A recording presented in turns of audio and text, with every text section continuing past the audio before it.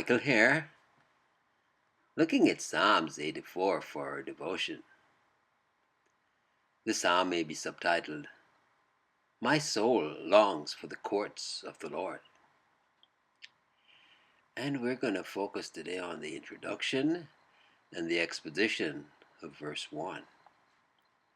By way of introduction, Spurgeon pens, To the chief musician upon Gittith, a psalm for the sons of Korah.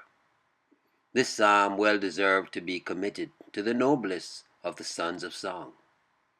No music could be too sweet for its theme, or too exquisite in sound to match the beauty of its language.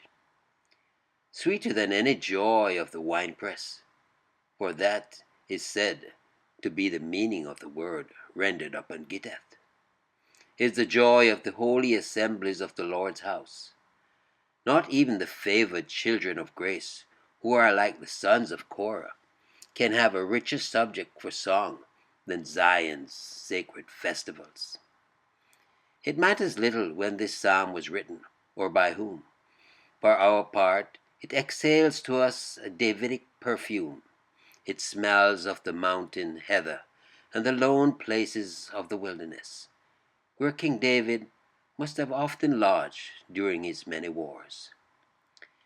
This sacred ode is one of the choicest of the collection. It has a mild radiance about it, entitling it to be called the Pearl of Psalms. In the 23rd be the most popular, the 103rd the most joyful, the 119th the most deeply experimental, the 51st the most plaintive. This is one of the most sweet of the Psalms of peace.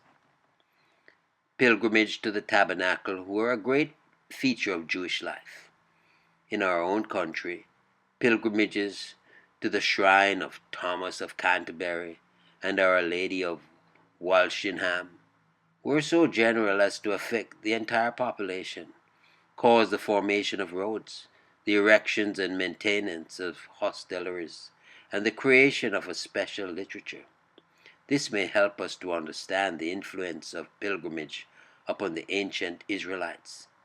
Families journeyed together, making bands which grew at each halting place.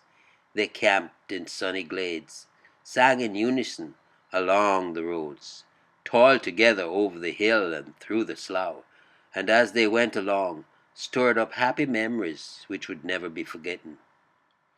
One who was debarred the holy company of the pilgrims and the devout worship of the congregation would find it in this psalm fit expression for his mournful spirit. And so we turn to the exposition of the psalm that reads, How amiable are thy tabernacles, O Lord of hosts! How amiable are the tabernacles, O Lord of hosts!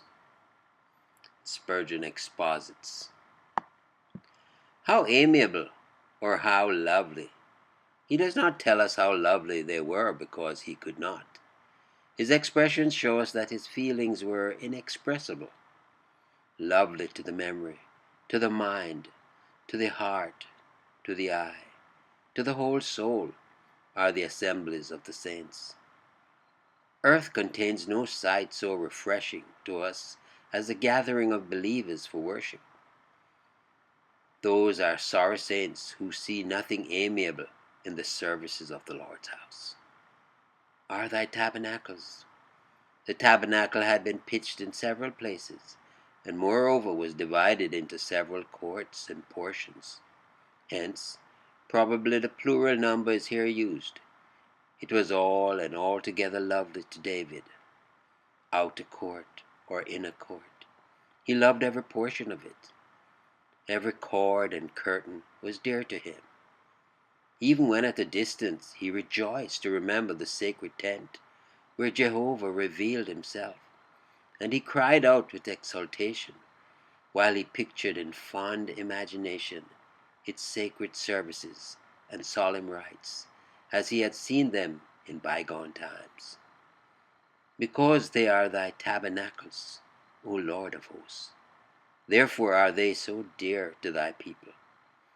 Thy pavilion is the center of the camp, around which all thy creatures gather, and towards which their eyes are turned, as armies look to the tent of the king.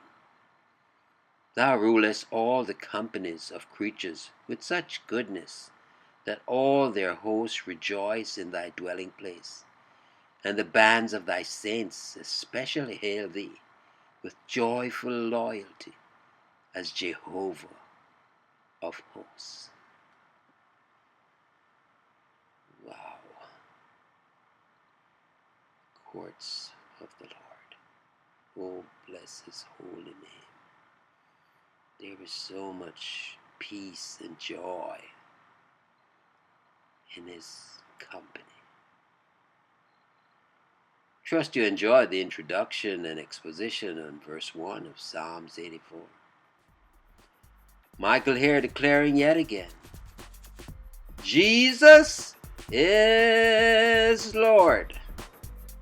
Until next time, be